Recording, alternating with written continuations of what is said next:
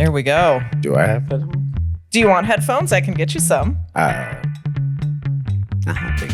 Okay. Yeah, I'll be cool with that. Okay. Some people opt out, some opt in. I'm indecisive. Can I have headphones? Yes, you can have headphones. I'll be right back. Okay, I'll be here.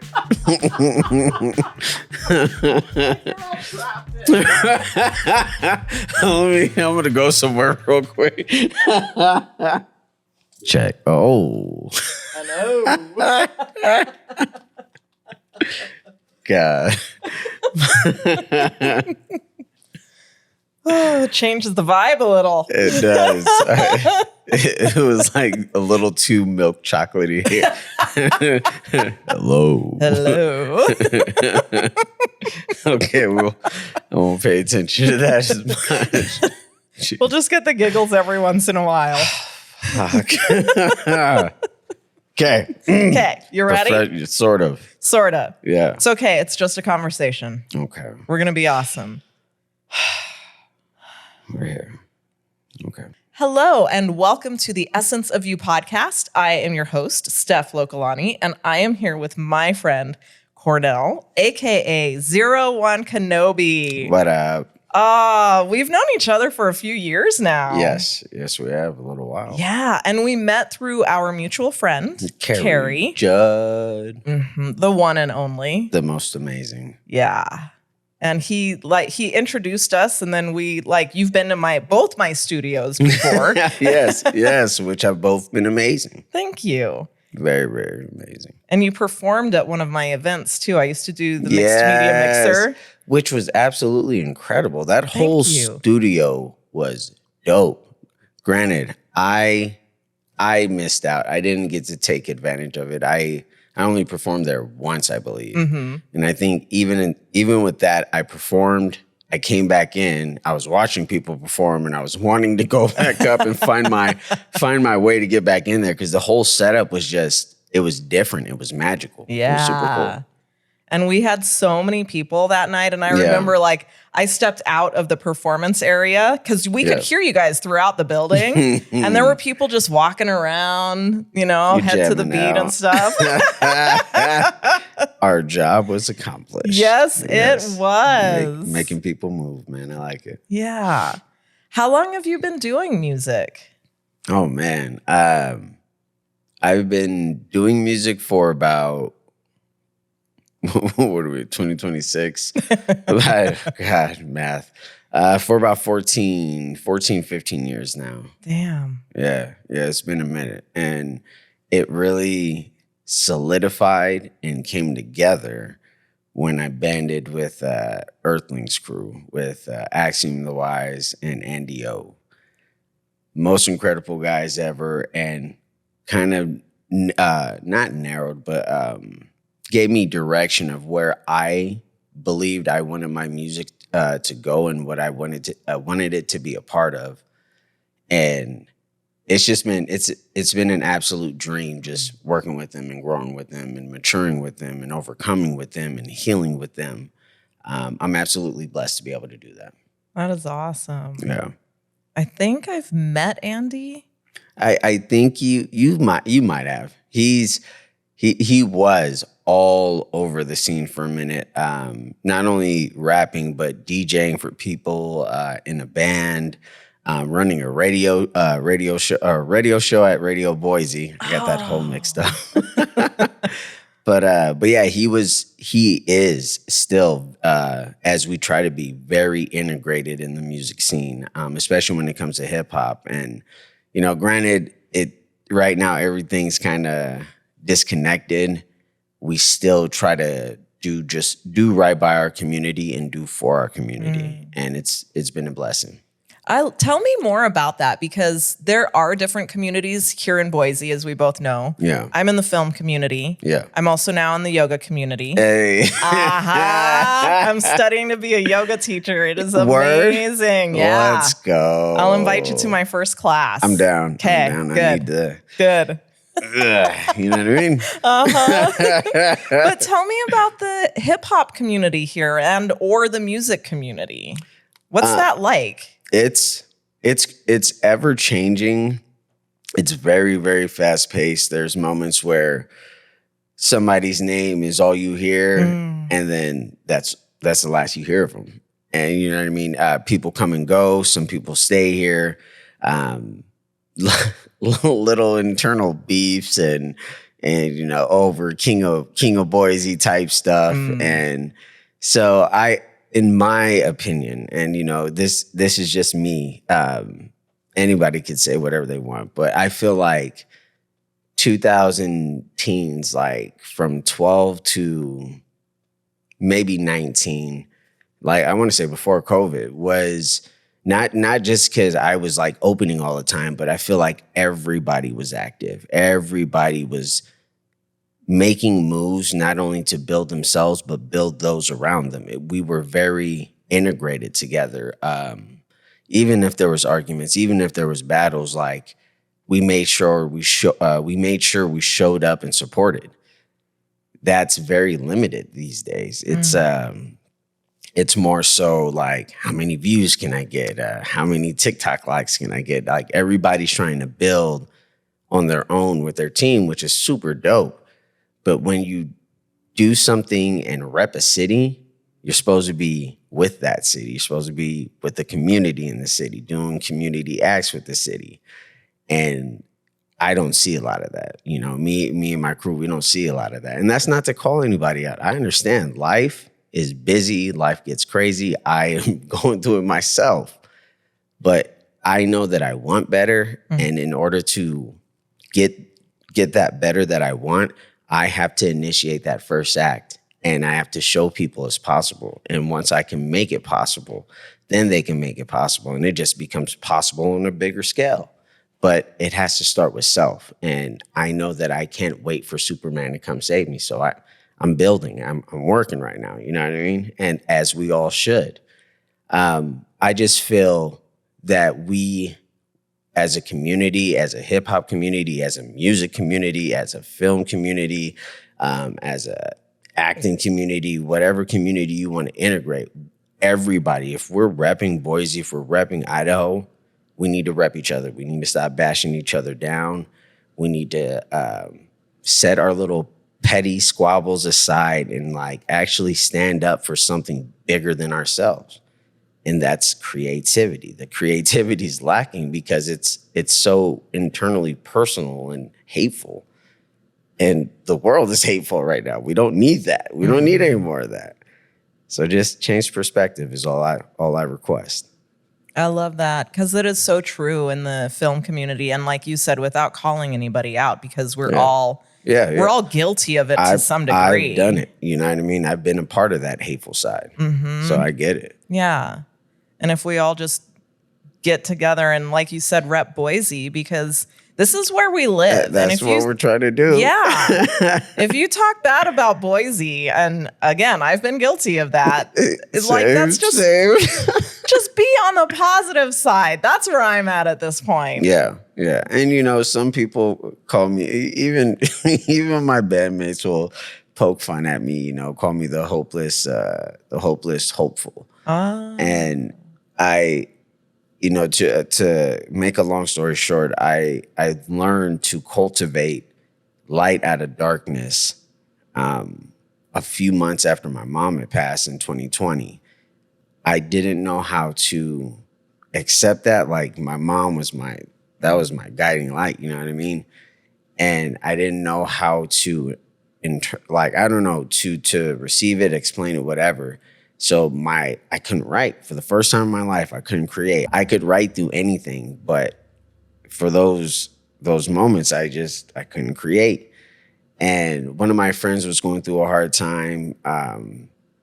And so I obviously wanted to help. So I wrote a song and in turn created a song for her, my mom, and all women in general. And I saw that I created light for somebody in the midst of my darkness, which gave me light. And so knowing that ability, I have to share it. You know what I mean? I have to be a part of the hope that nobody can see, because if I don't, then who will? And I know that's such a cliche, cheesy anime thing to say. And fuck it, I will say that to the grave. Like, that's who I want to be. I want to be somebody bigger than who I am now. I want to be somebody so not influential in the way that you're looking at likes and this and that, but influential in the way that when you're feeling down and I say something to you with such fucking conviction, you believe it, even if you don't want to. You know what I mean? Like, that's the fucking change I want. And I understand to invoke that change, I have to do it. I have to start it.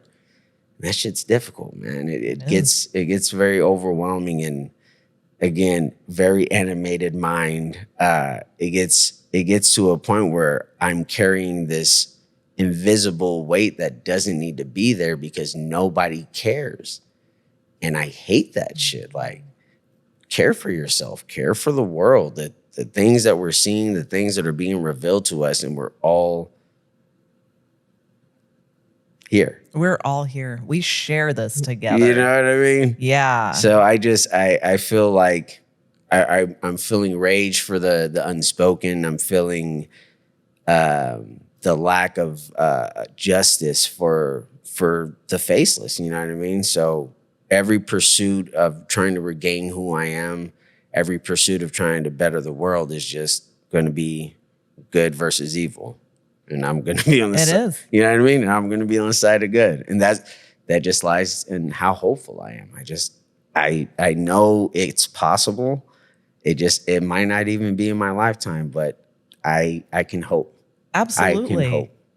Yeah, it is possible. It's hard work too. Yeah. Doing that is hard because you're out there every day doing the best you can to change lives, change perspectives, just help people heal. Yeah. And like you said, you had written that music, that song for that girl, and in the end, it was up for all women. Yeah. And that's healing to people. Yeah.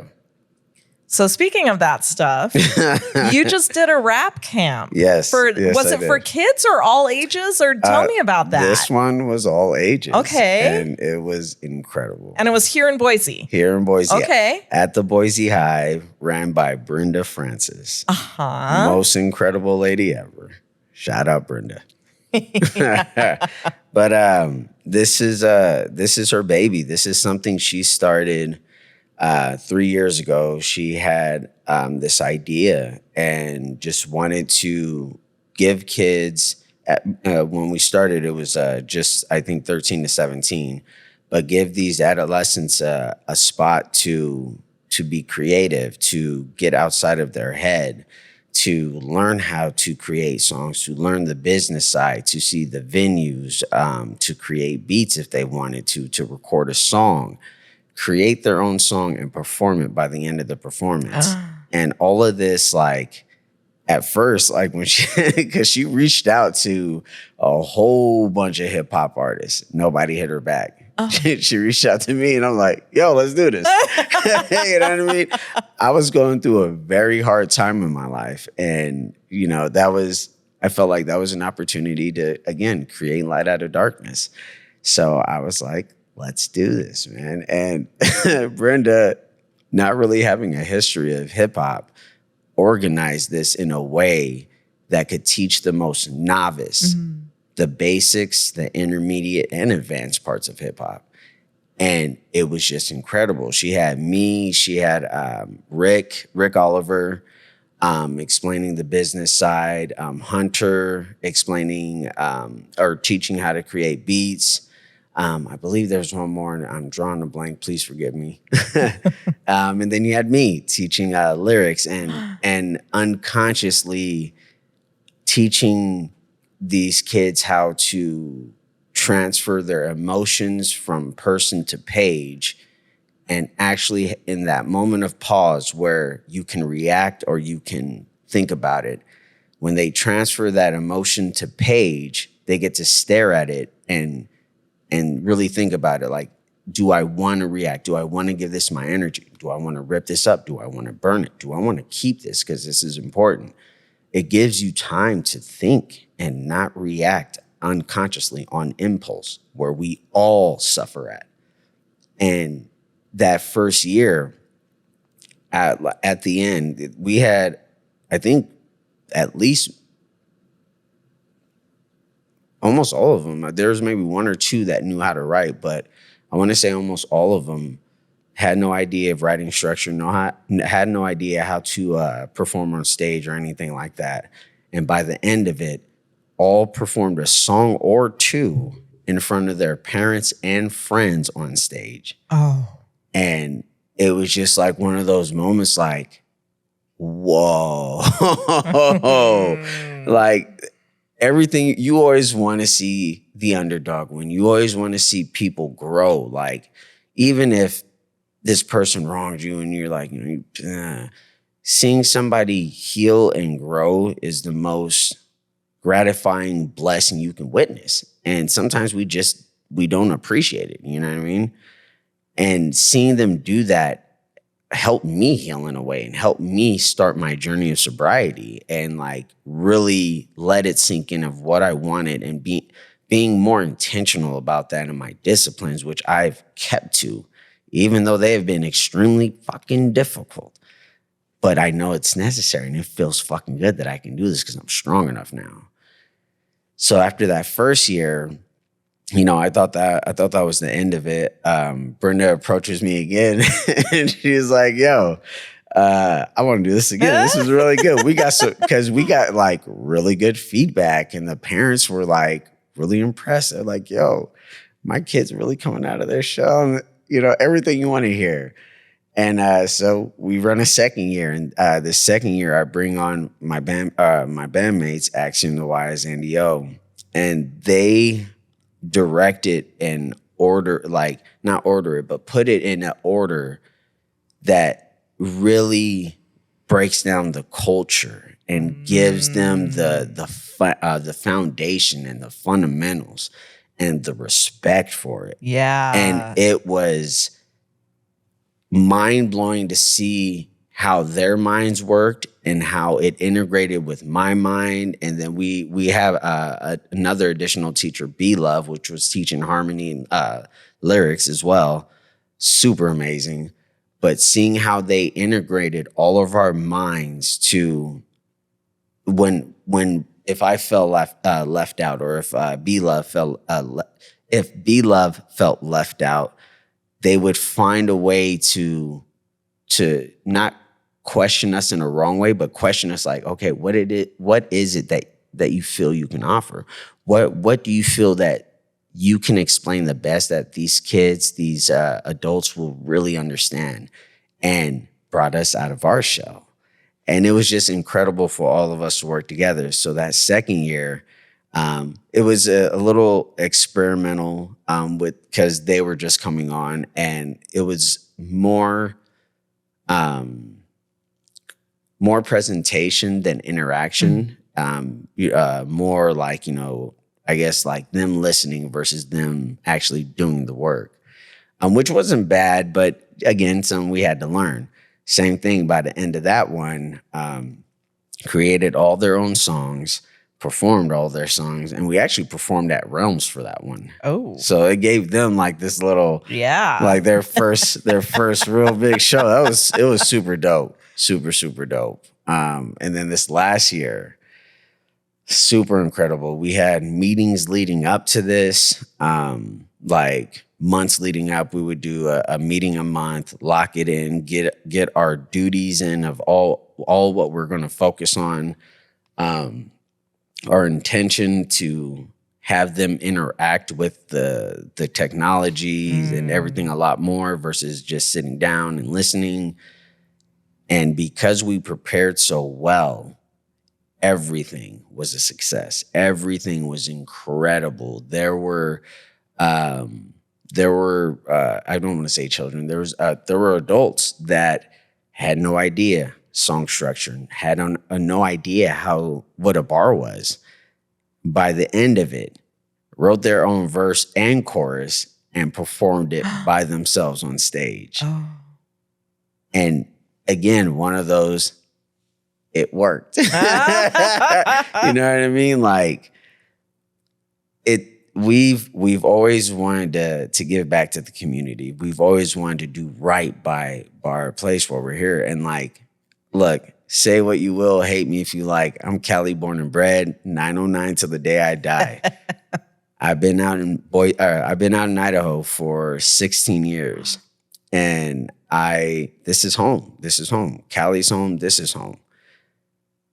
What we do for our homes is very important. It is. And while I'm here, I want to do right. You know what I mean? I did a lot of bad in California, which, you know, as I get older, as my wisdom starts to come in more, I'll start to do better for California. You know what I mean? In the right idea for myself. But while I'm out here, I want to do good. And by doing this, by giving what we've learned to the not underprivileged, but the ones that feel shame, the ones that feel hidden, the ones that feel insecure, to give them this ability that circles around a culture that's bigger than hip hop. You know what I mean? Yeah. But still comes down to the ability to get out what is holding you back and what is holding you down in this fucking creative, amazing form that is called hip hop. It is a fucking win-win. I'm blessed to be able to do it and to be able to give back and try to give back to Idaho.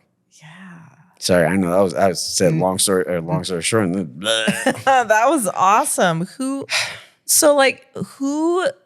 would you invite to come? Are you doing it next year? Yes, okay, we are. Awesome. Definitely. Oh, let me double back. Sponsors.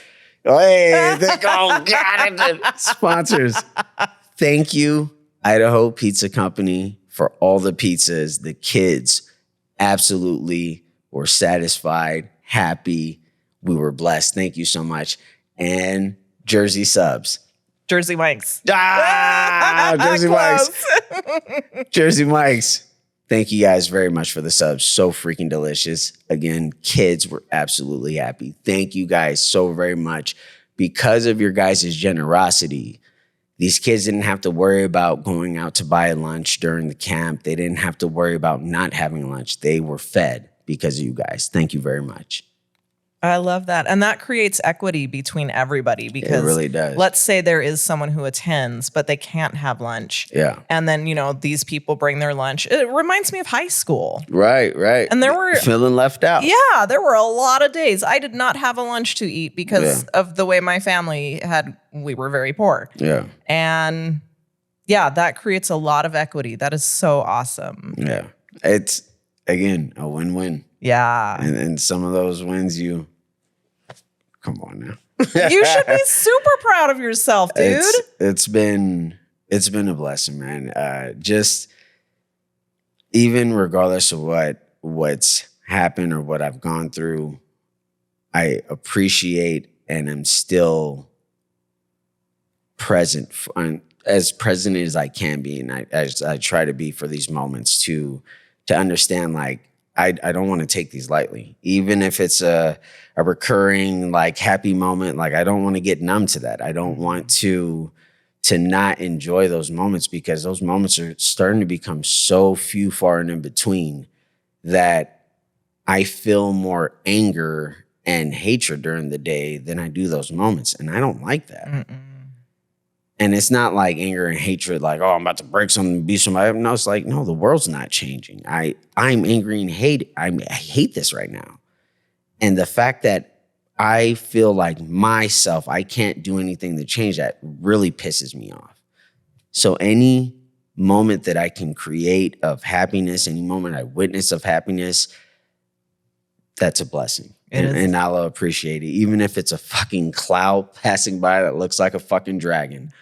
I love those. Yes. And those always bring me back to now. That's Tip for the day. Look up. Watch the clouds. Yes. Oh, yeah. Cornell's tip of the day. Stop.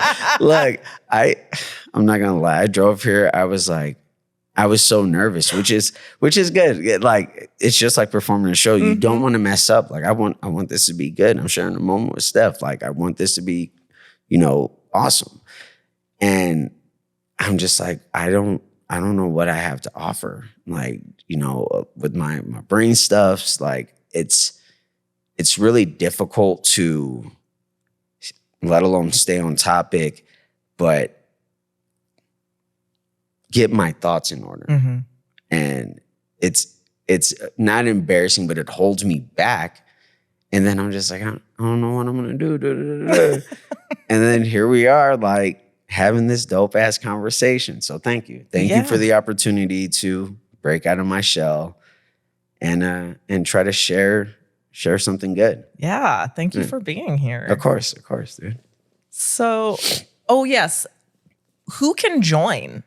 Oh, anybody can join. Okay. I don't think there's an age cap. You might have to go on the website, rapamericaproject.com. I know we had somewheres up to 25 in there. So I don't want to hold anybody back. If you're 40, 50, you know what I mean? 46. Jump. I want to come. Jump in. Okay. For me, the idea again is to give these tools to help people expand their knowledge of how fast they can rebound from not a trauma to just being okay and being able to navigate life while being taught this amazing fucking culture that was built from nothing to a global dominating entity. Yes. I don't want to say industry. I want to say entity, because when we say industry, we're going Hollywood and we're going shit that's not the culture. Mm-mm. And again, a blessing to have my brothers on there, Andy and Axiom, because they take the culture seriously. I don't have that knowledge like they do, and it blows my mind. It's not like oh man, I'm not as great as them. No, like it blows my mind. Like I am just in awe all the time. Like, damn, these motherfuckers are smart. Mm-hmm. These motherfuckers, like, they have so much knowledge and wisdom. And I've watched them grow over time, as we all have to go through our cynical stages, for them being assholes, you know what I mean? Like rapping over your vocals, you piece of shit rapper, like they're fucking mean, dude. And now it's like we're all in our kind of like dad phase, where it's like, you can do better. I'm not mad at you. I'm disappointed. You know what I mean? And it just warms my heart knowing that these guys are helping me try to build something for a community of a culture that's so important to us. Absolutely. Yeah. Well, and knowing that history, because I don't know the history of hip hop. Yeah. I mean, I'm sure I can pick little things out. I've loved hip hop since I was in elementary school. Yeah. But to know that history, like film history too. Yeah. When you're in this space of creating in a certain type of art form, to know that history is super important, because you can then really appreciate where it came from. Yeah. Yeah. And the people who worked hard even to start it. Yes. Yes. And then the innovators. I think it's been really cool watching Axiom. He usually teaches history of hip hop. Oh. And like, even though I'm really good at hip hop, even though I can rap really dope, like hip hop's not my favorite music. Really? No, man. I'm a metal guy, dude. Dude. You know what I'm saying? You give me some Avenged Sevenfold, some Disturbed, some Slipknot, and I'm a happy camper. You know what I mean? But I'm a good writer. I've always been a good writer, and I got that from my mom. And I love creating stories. I love telling stories, and I have a lot of stories to tell that I was able to get out and feel better about, and inspire me when I was down and out. That I look back on, and it's like, I'm glad I got that out. You know what I mean? Mm-hmm. But yeah, watching them teach the history. I'm like sitting back writing down notes. I'm learning things. You know what I mean? forgive me, hip hop. I can't quote the birth year. I know it's I want to say 1972. I know it was in New York. And I know the turntables because they would take the most dancey part of the song, the most bumpy part of the song, and keep spinning that to keep people on the dance floor. Oh. And then you got an MC that would hype up the crowd. Keep moving, keep moving. And then that became the duo, the MC and the DJ. Oh my goodness. Yeah. And again, like I would rather have Axiom and Andy explain this. But when they do, it gives me a sense of, even though I don't fully know this, you know what I mean? Like I'm still a part of it. And I'm still giving to the culture in an honorable way. I'm not doing this for money. I'm not doing this for clout. I'm not doing this to overshadow whoever you think is good type stuff. No, like I'm doing this because it's a duty. You know what I mean? It's bigger than me. It's bigger than hip hop. And that's why I do it. And that's it. It makes me feel a part of it, even though when sometimes I don't. You know what I mean? I love that. It's been cool. Yeah, no kidding. So you mentioned earlier, and you also mentioned it in your email response back to me about a brain injury. Yeah. Tell me about that, if you want to. Yeah, no, of course. So I, in July 2024, okay, I was drinking very heavily. And I just went through a breakup, and it's the usual Cornell, woe is me. My excuse. And so I was on medication at the time. I was on anti-anxiety, antidepressant, ADHD medication, and something to help with alcohol cravings, which didn't help. Yeah. And so drinking as heavily as I was blacking out more often. There was moments where like I would look and my vision would turn like 2 seconds later. Oh. And it, you know, at first I was so drunk. I was just like, oh, this is me being drunk, blah, blah, blah. It started getting worse August 12th. I went to work at like 8 in the morning. Let me backtrack. August 10th, I knew I needed to stop drinking. I wanted to stop the medication because it was making me feel like a zombie. Very dumbly, I had the right intention in mind. I wanted to get better. I didn't have the right delivery. So I went cold turkey. Oh, on everything. On everything. Oh, damn. Yeah. And August 12th, I went to work. We were working at Das Oppenhaus, and I was cleaning the windows, and it was like 70 degrees in the morning. I was in a tank top. It wasn't anything like hot, but I'm sweating bullets while super cold. Yep. And so I'm just like, I'll drink my Greek yogurt. It'll help my stomach feel better. We're driving on the freeway to head to Mountain Home.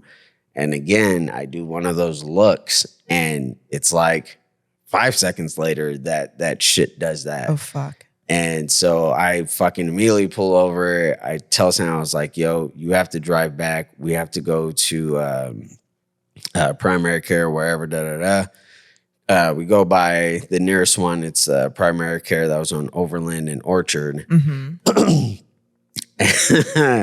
And we get in there, and I'm explaining to them what I'm feeling, and they're like, you're in shock. Your body's in shock right now. And I was like, what? And they're like, we can't do anything for you. We can give you fluids, but you need to flush this shit out of your system. And so I'm like, they're like, we can either, you can stay here. We can get an ambulance to the hospital for you. And obviously, I'm like, nah, we good. So I go home August 12th, and it's me, my thoughts, and my depleting body. And it's like, I shit you not, dude. I felt life leaving my body. I felt my existence depleting. So like it's a weird thing to try to explain, but feeling it, it's like I knew. You know what I mean? I messaged my youngest daughter's mom and apologized for everything. I was like, look, I don't know if I'm gonna make it through the night. You know what I mean? Like, not on some let's get back together type shit, but like, let me apologize before I go type shit, because I've done a lot of wrong, and I will spend a lifetime trying to do right by it. But in that moment, I didn't think I had any time. You know what I mean? And so I reached out to my oldest's mom, same thing. And she's like, look, you're going to get through this. Like, I'm here, you know, and me being me, I'm just like, okay, well, I'll message you in the morning if I'm here type shit.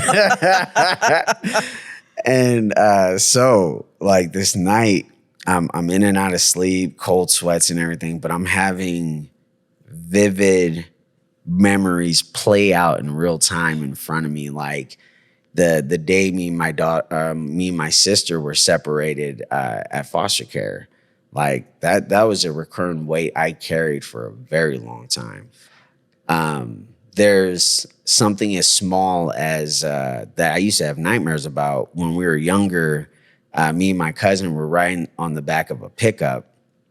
And I think he had got off to push the pickup because the engine kept stopping. We had to push and start it. And my cousin did it. I was on the back and it started and it like gassed up a little bit on him.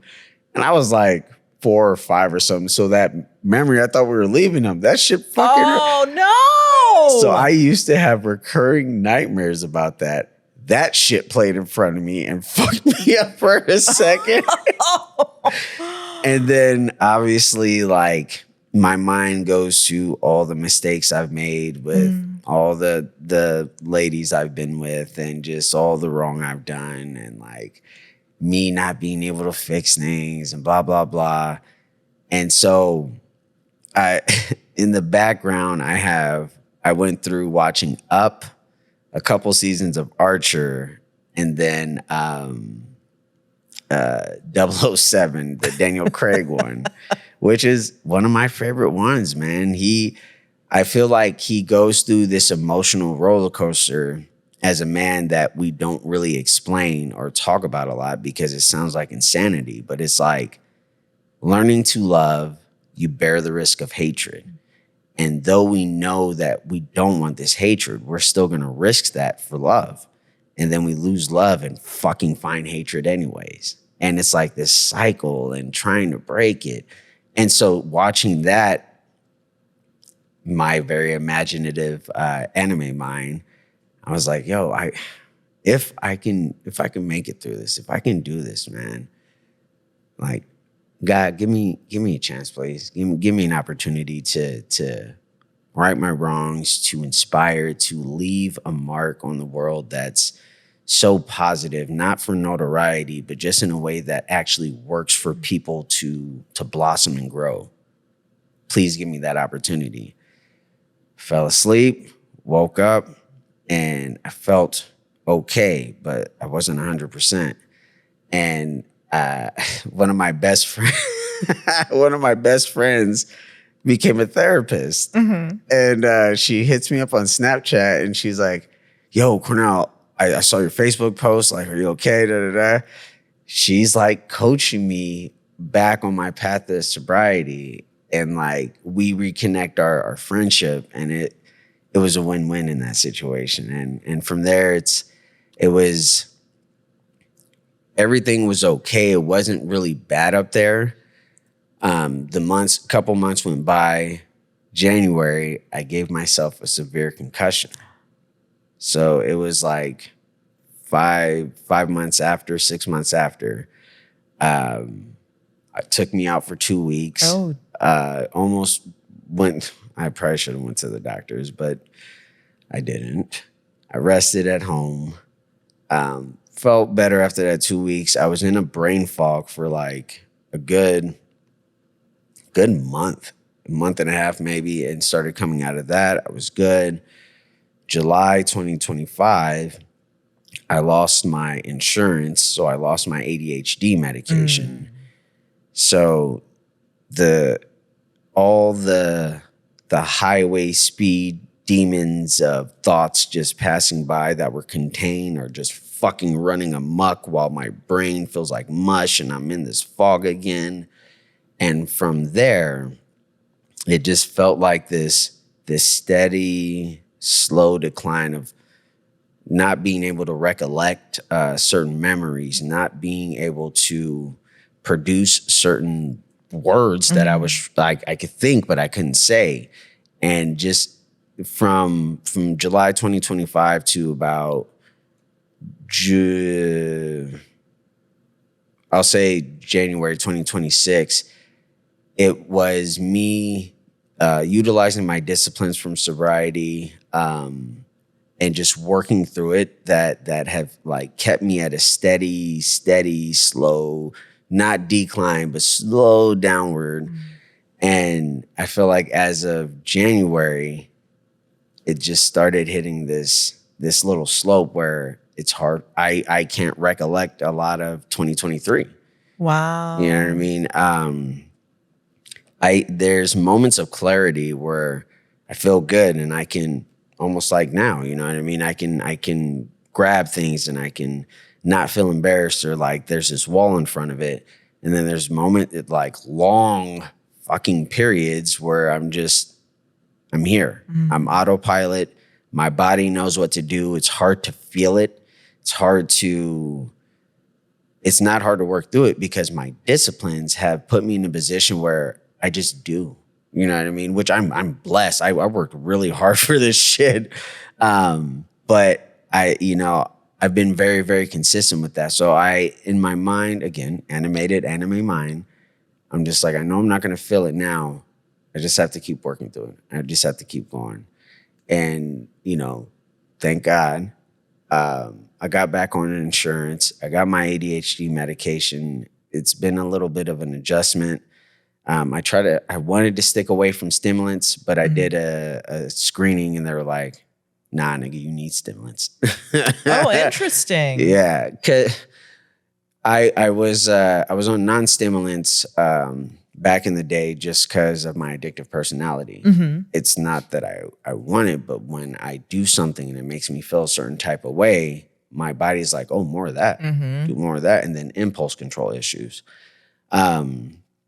But with the screening, they said I needed a stimulant. So we started on the lowest fucking dosage ever. It didn't really narrow things in. It kind of quieted the voices a little bit to where there wasn't so many decisions I had to make. And I knew which ones were more important that I needed to focus on, but it didn't mean that I still wasn't exerting that energy up there. So we upped the dosage to the next one, 27 milligrams. I just started that yesterday, taking everything baby steps. Yeah. Like your boy learned his lesson. But, again, got back on my insurance. So I have an appointment this Friday at 8 a.m., to meet my primary doctor and to get my head looked at. Oh. One thing about me in life is I was just never taught. And I never really had the opportunity to build the routine just because life like weaved certain ways and I wasn't there and present in situations that I could have grown. More so I was just drinking and existing and being a part of, not being intentional about things. And now that I am, it's like if I could figure this out, if you can let me know what's going on and what I need to do to either maintain shit so it doesn't keep going or what the game plan is so I can prepare.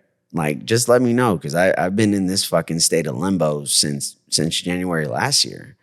And it's not, no woe's me. Don't feel bad for me. There's people going through shit just as worse that have gone through it without insurance that have had to deal with this. And that's what's helped me get through this is I know I can do it. If they did it, I better be able to do this. I better shut my mouth and, get the opportunities where we can, be thankful where we can.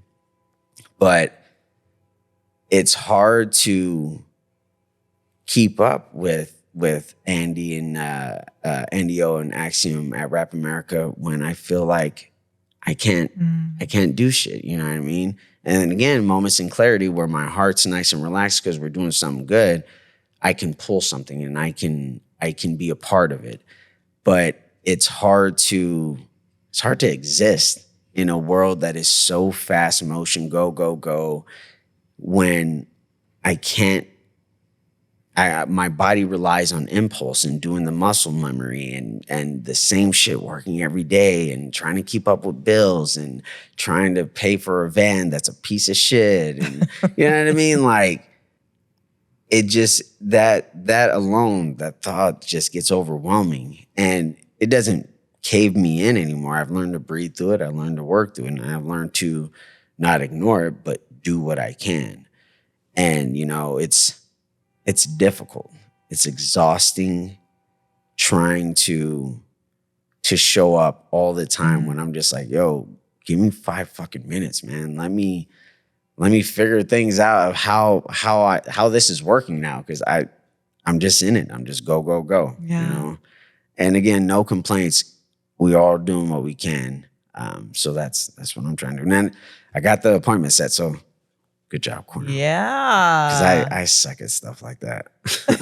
I really do. Well, and that too, like, insurance is so important, and it's really sad that we all need that for the basic stuff that helps you. Like you said, your ADHD medicine. Yeah. And you can't afford that without your insurance. Exactly. And, you know, I know that's a conversation for another time. Money is the absolute gateway to anything. It's your means to exist. Unfortunately, as much as we hate money, like the powers that be eat this shit like it's fucking breakfast. You know what I mean? Like, they have to have it. And if they have to have it, then it just trickles down until somebody has to say, fuck this, man. Yeah. And it's hard to say, fuck this, when 99% of the people are like, whatever. So, yeah, it's, again, overwhelming sometimes. It is. It really is. Well, so I live like 2 blocks from a gas station, and one of my streets is having construction on it right now. Yeah. So I have to drive past that gas station every time I enter and exit my neighborhood right now. Yeah. Watching that fluctuate and then watching my gas tank go down and down and down, and realize I'm going to have to buy gas. Do I buy it when it says $4.12? Do I buy it when it says $4.25? Oh shit, it was $3.99 this morning. I didn't have time. Now it's $4.25 this afternoon. That fast. Yes. And that's the thing too, is like, it's hard to even think that's an aspect of life. Yeah. That you have to make sure that you can afford, so that you can get places to your job, to go to the grocery store. Yeah. I was just talking about that. We have our group meetings every Tuesday, and we have an individual that came through BATS, just about the necessities of life, like you know, gas, laundry soap, trash bags. Like, I get supply, demand, the cost, this and that, but it's like, when do we hit a point where a trash bag is not going to be $10 fucking for 3 trash bags? Yeah. You know what I mean? That have the shittiest quality. You know what I mean? Like, and not to get too fucking descriptive, but if we're going to go tit for tat, give me my bang for my buck. And everything's so, I'm jumping all over the place, forgive me. But I was also chatting with my daughter the other day about how there's just so many flavors of everything. Back in the day, that like you had 3 assorted flavors, and we'd always hope for, oh man, I really wish they could make a fucking rainbow and fart flavor. I don't know. You know what I mean? Yes. That'd be quite the flavor. Holy shit, I can't believe I said that. That's funny.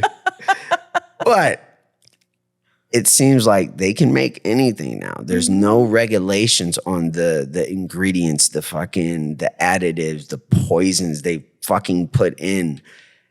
And we're all eating this shit up. Yeah. Dude. We are. It's wild. It is wild. And I try to eat as natural as I can. And then that's also very expensive. But then you look at the package and you're like, why did you add that? This is a bag of beans. You're like, it's supposed to be organic. I know. I got lucky with my addiction because I have that addictive personality. When I went from alcohol, to kombucha. Oh, okay. And kombucha, I had to do the mind fuck at first. It gave me the carbonation I needed, that feeling of, you know what I mean? But not only that, probiotics, it helped my stomach. Oh. So I have a fucking kombucha a day. I have one in my lunch bag right now. Like that's my go-to, you know what I mean? But again, with my addictive personality, I could drink too much of those. So I only have one a day. Your boy's been working. That's good. But I know we're sliding off subject here. But what I want to share before I forget, there's a philosophy I use called Kaizen. And that's just 1% better each day.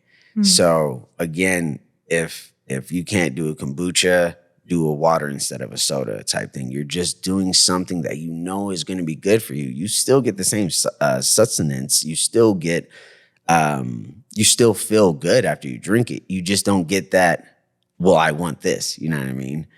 And learning to switch that perspective of, oh, I want to, this is going to actually do me a lot better. Like in this heat, you know, as much as I want this Mountain Dew that has a shitload of sugar and that's going to dehydrate me, I know this water is going to fucking be nice as soon as I drink it, and it's going to fucking hydrate me. Like, it's going to be good.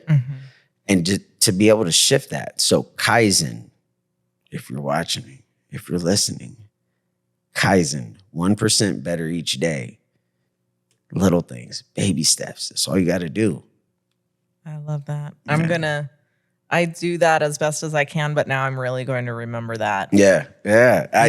Those, you know what I mean? Like, it's, again, hard to stick to routines when there's just a lot going on up there. But doing this continually, even when I didn't want to do it, applying those disciplines have been the greatest things ever. Kaizen, Mushin, which is no mind. So this one I still have difficulty with, and I'm still trying, and I love it. I love the idea that I'm still going.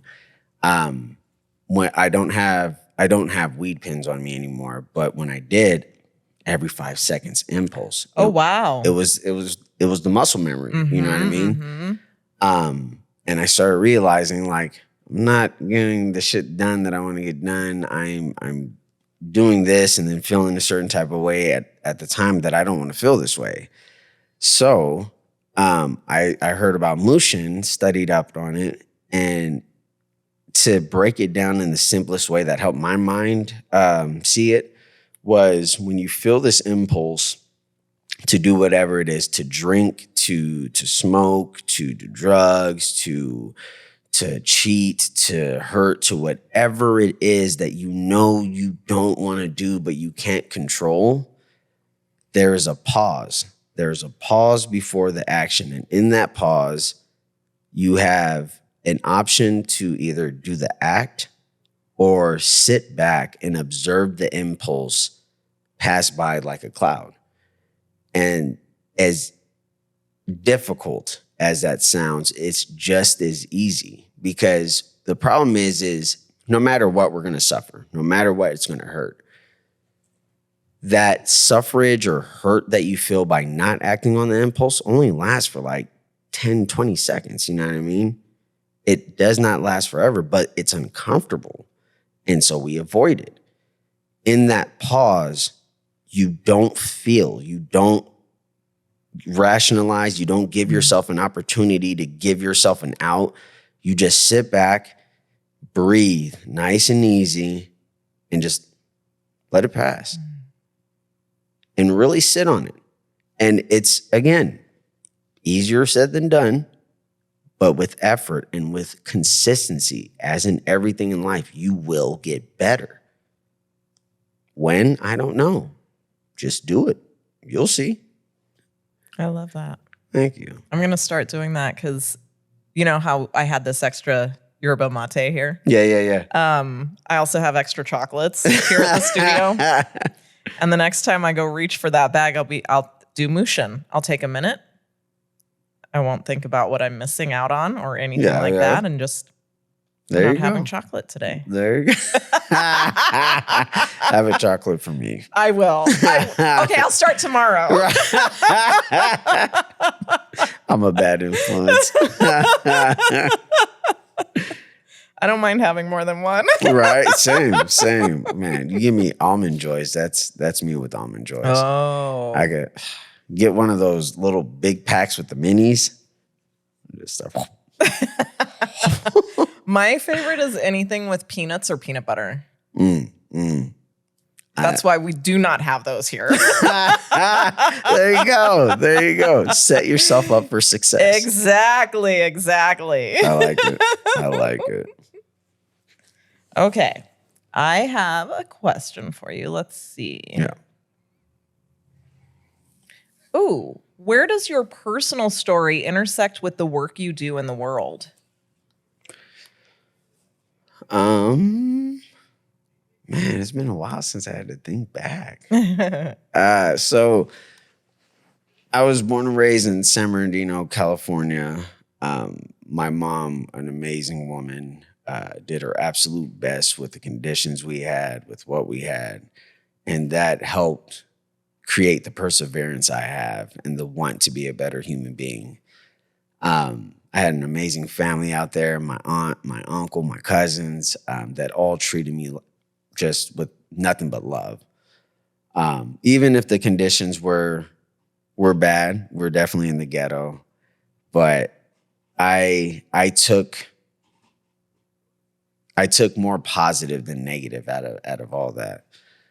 Me and my sister were in the foster care system. I got emancipated at 18. She got adopted at 17. Where do we go from there? I went back with my mom to graduate high school, but she was declining. She had to go to a boarding care. So I dropped out of high school, moved to Las Vegas, and from there, that was 2004 to about 2009-ish, I was just drifting through life, couch to couch. Had my first daughter in 2008. Was still a horrible alcoholic and just not knowing the necessities of life and still trying to figure out mine while being a father, being a spouse, being a friend, being a brother, being everything that I wasn't being the best at. And so getting out of that, when I moved out here from California, I was lost. I wasn't using my talents. I was just drinking. Mm-hmm. I was just drinking. And I got divorced 2 weeks after I moved out here. And life just, kept going. I met my youngest daughter's mom, 2012, and had our daughter 2013. We had a I would say it wasn't a long life. It was like 4 or 5 years. Which was absolutely amazing. I was not a decent human being. Never abused her, but infidelity and just kind of being a piece of shit and still figuring out who the fuck I am, getting this attention from music that I didn't deserve and never really acted on. Like it wasn't anything that drove me. I was there to drink. Mm-hmm. That's who I was. That was the core of my person. And we broke up 2018, and I got sober 2019 for the first time on my own. And I would say, to jump back from 2019 to 2012, is when I started really writing music. I've always written stories and everything, but I written a spoken word, and I don't know if you know him, Max Pham Nguyen. Amazing dancer from out here. Moved to LA a few years back. Went on tour with Justin Timberlake and Ariana Grande. Gotta shout him out. Dude's super amazing. But I was actually teaching dance at the time. We were both teaching hip hop, and I showed him one of my spoken words, and he was like, "You should throw that behind the instrumental and like rap that." I was like, "No, what?" And I did, and it sounded fucking dope.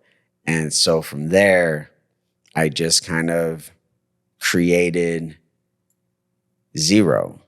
I created this person that wasn't Cornell. I created this person that wasn't this piece of shit human being, you know what I mean? And in sharing my stories and sharing my my hopes and my deepest fears and my worst mistakes, sharing this vulnerability opened people up, and they gravitated towards that, and just like it gave them so much light, and it almost felt like a responsibility to keep doing this to help people, right? And so I would say my past influenced a lot of my early years to help the uplifted, but I was misguided in how I was helping them, because I wasn't showing them how to overcome. I was showing them what I went through, and that was it. I was showing them how fucked up I am, and that was it. And nothing, you know, a person that's broken gravitates towards broken, you know what I mean? So once, to go back to 2019, when I got sober, music changed for me. I had more light. I had a little bit more hope, because I was overcoming finally. And it's like, as I was overcoming, I was sharing all this shit. I wasn't working on albums and this and that. I was just creating little picture videos of songs I recorded and sharing them, because I needed people to hear how I did this so they could try it if they're going through it.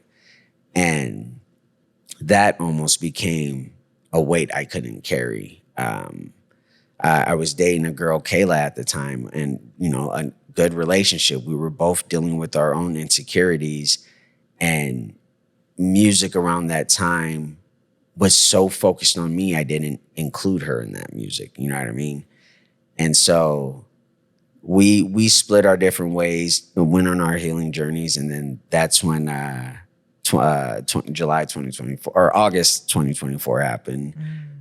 Because of the breakup and me being a little child about it. And then, you know, you cut to now, over, I would say the last few months, 6 months, maybe, the music has became again bigger than me, because I'm doing it with my brothers now. We're doing it collectively. We meet up every Tuesday. We talk about things, not just music, but just life and just our accomplishments, our failures, our fears, what we're really hating at that moment. And it's like, that's our safe space. That's our place to be vulnerable. That's our place to be strong. And it's just gave me a direction again towards music that I don't know where it's going to go. I don't know if I'm going to be doing this shit till I'm 70, hoping that somebody will understand that these are lessons to help you fucking grow. You know what I mean? But the idea is regardless of whether I do that or not, I'm going to do that with my brothers. And I'm going to do that shit proudly with my brothers. And I'm so grateful to do that with my brothers. So I will always hold on to my past, but I don't hold it as a weight. Even though it's hard to grab it and to be like, yeah, this is who I am because of this. I know what I went through. My body knows what I went through. And I don't hold any of these scars as weight. Like, these are all my blessings. I'm still here. You know what I mean? But I definitely now have a wider vision to create the best, not the best, but the most authentic and purest love, or give the most purest and authentic love through my music, through my creations, to not destroy with my hate or rage, but to liberate, to overcome with that. Everything that I want to do moving forward, I want to be a part of the success of everybody. I don't want to be a part of the problem. I want to be a part of why people are hopeful again, why people believe what you believe in, but believe in it with love. Carry yourself with love, and just know that I know it's okay not to be okay, but it is okay to be okay as well. You have the right to be okay. And I think we forget that. I think it's so much easier to not be okay than it is to be okay. Whereas it should be, you have every reason to be okay. Absolutely. The sky's not falling. No. The sun didn't go out. No. Your heart didn't stop. Use those little reasons. Kaizen, man. Use those little reasons to boost you up, to start seeing the bigger picture and seeing the bigger reasons. Perspective. Yes. That's all it is. I love that. Wild. Okay, my final question. Okay. Who are you, Zero, outside of the labels and the titles? Who are you at your core? At my core, yeah, I am still a young adolescent that has been lost for a very, very, very long time, still finding his way, but inching closer and closer each day with all the hope from before, and just trying to do right by my daughters, trying to continually improve on being a better father. Be more present, be more honest. I have a very difficult time with either telling it how it is or hurting feelings, but be intentional with my honesty and let them know where it comes from. Me at my core, I'm just a kid that's trying to be seen still. You know what I mean? Mm-hmm. I don't want to be seen for the wrong reasons. I don't want to be seen for your praises. I don't want to be seen because I'm dope. I don't want to be seen because I'm strong. I want to be seen because I'm here. I want to be seen because I fell fucking 5 times and got up 6. You know what I mean? And I want to be seen so people can see that it is possible. That's who I am to my core. I see you. I appreciate you. Yeah. Well, thank you so very much for being here, sharing time with me. I appreciate you, Steph. We've hung out, but not like this, where we talk about this stuff. I love it. It's easy. I do too. It's easy. Yeah. Before we leave, where can people find your music, your hip hop? You can find me on Spotify, Apple Music, all the streaming platforms. ZERO Wan-Kenobi, ZEROWANKENOBI.